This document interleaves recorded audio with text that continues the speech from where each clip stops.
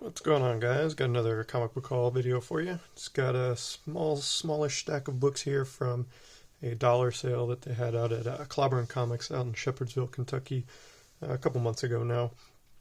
They had a big, I think it was their anniversary sale. They've been there for a couple years now. They have a Shepherdsville location and Elizabethtown location. So the Shepherdsville one's closer to me, so that's the one I normally go to.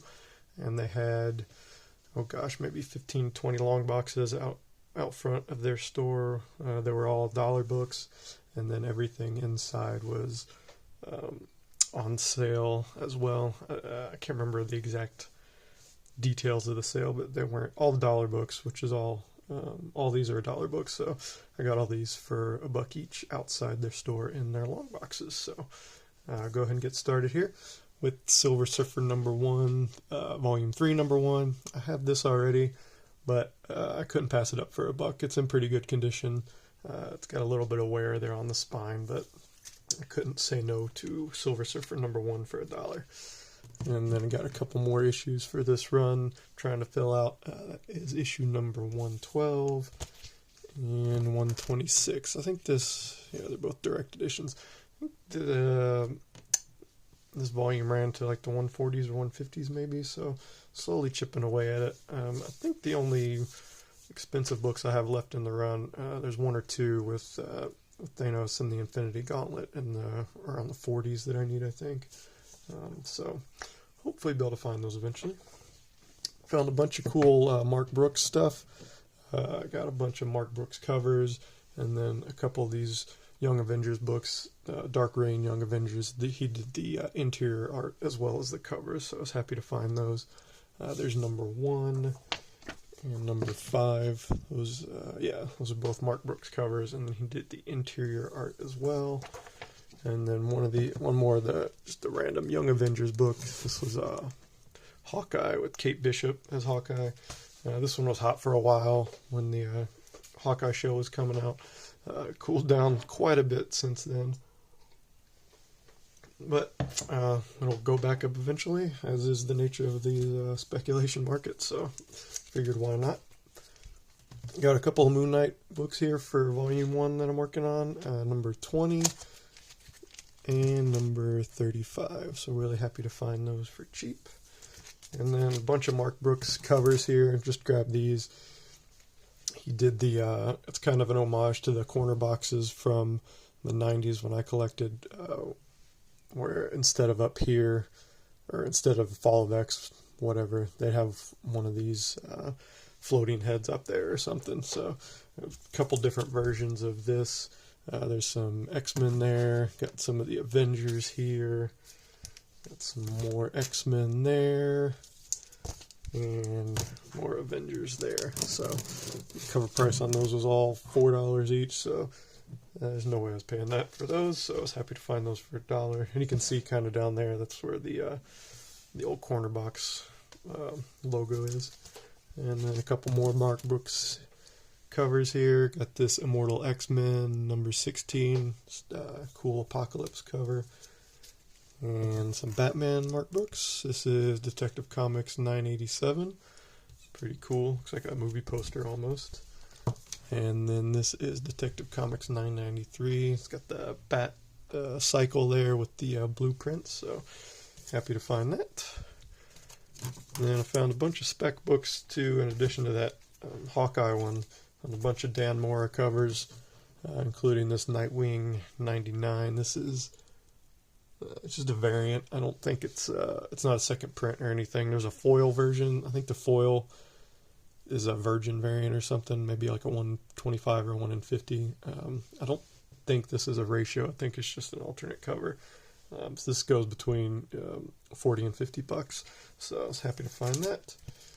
And then some of these just random DC Batman Superman World's Finest.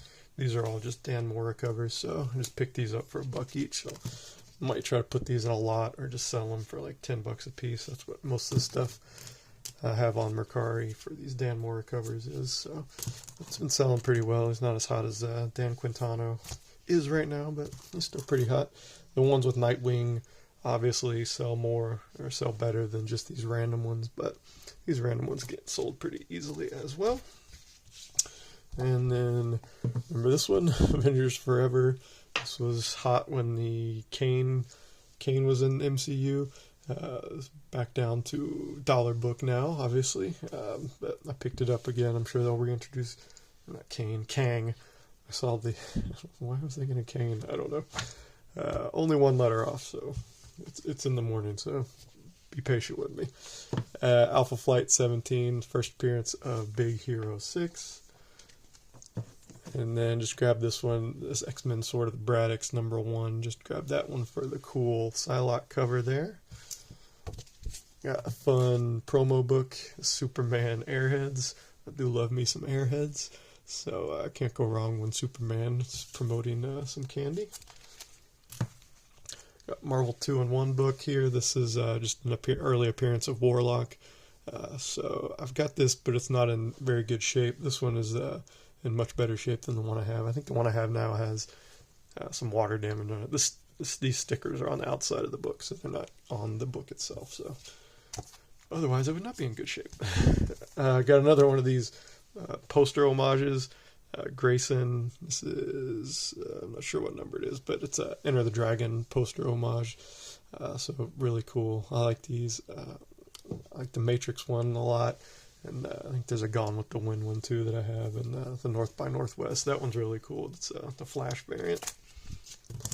Got Slimer. I was wearing my Slimer shirt yesterday. I don't have it on. Oh yeah, I still do have it on. It's actually got the cartoon version of Slimer on the shirt too. So that's nice, happy coincidence. Got the Elektra book here. I always buy these. Just hoping that they're the error version, or the recalled version. This was not. So the recalled version has some, it's got Elektra she's kind of naked and shadows and stuff. You don't see anything, you just see her shadows, her body in shadows.